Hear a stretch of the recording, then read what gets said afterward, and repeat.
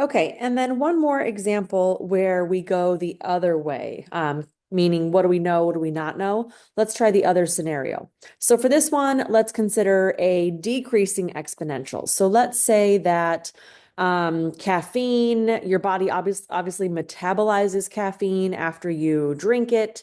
And let's say, for the sake of argument today, that an adult's body metabolizes their caffeine at, let's go 12% every hour. So if we know what's given to us is that we have a decreasing situation of 12% decay for the caffeine in my body, well, the question might be, what is the half-life of caffeine? What is the half-life of caffeine?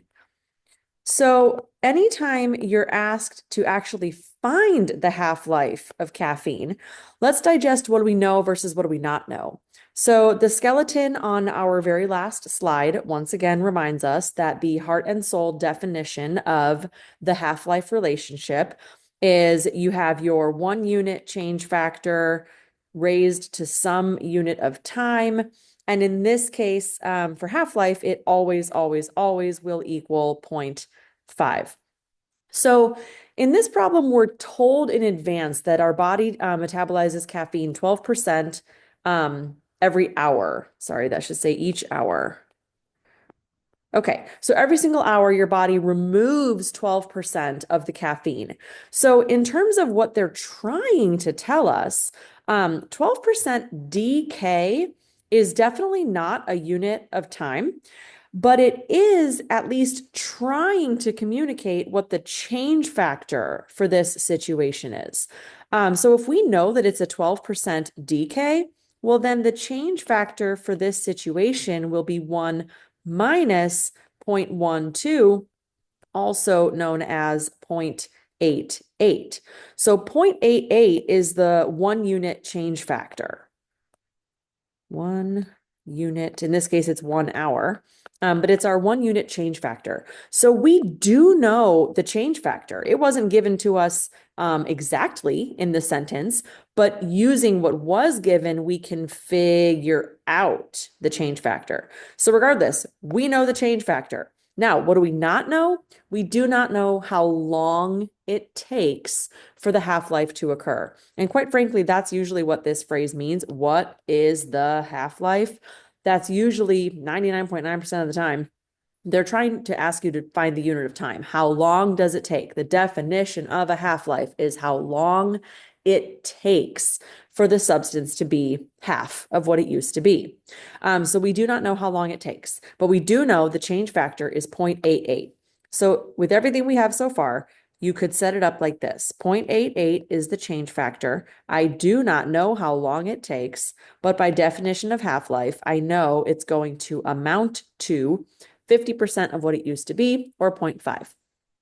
Now, in terms of solving this, you cannot just apply, some kind of root to this or some kind of fractional power because you don't even know what the exponent is. You can't take a square root because the power is not 2.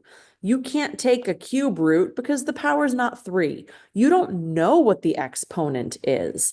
And truly, the only way to figure out what that exponent would be algebraically is to use a logarithm. And logs are great. We're going to learn them in the next unit, but we're just not there yet.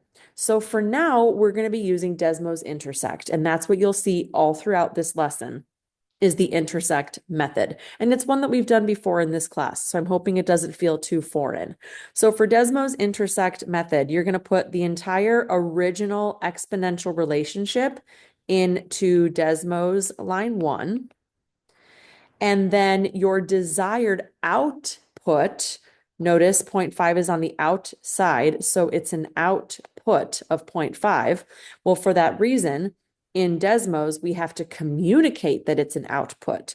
So we would say y equals 0.5 in our Desmos line 2. And this right here is how we're going to solve this problem. So let me go into my Desmos.